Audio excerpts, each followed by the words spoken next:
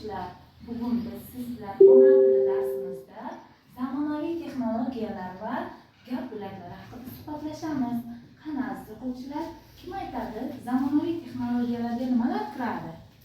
Jasur? Telefon, kompyuter, planshet. Barakalla, telefon, kompyuter, planshet, yana. Chinor qizim? Televizor. Televizor. Yana nimalar kiradi? Televizorda qizim? Isitgich, yana Shahruz? Konditsioner. Konditsioner, Gadjetlar. Jasur? Changyutgich. Changyutgich. Changyutgichni asosiy vazifasi nimadan iborat? Uylarni tozalash.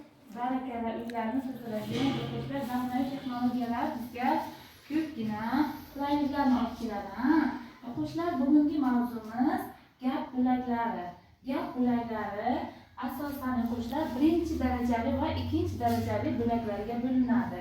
Bular gapning birinchi darajali bo'laklariga biz sizdan oldin ham ko'rib chiqadigan nimalar kiradi? Gapning birinchi darajali bo'laklariga degina Ega va kesim. barakalla, ega va kesim kiradi.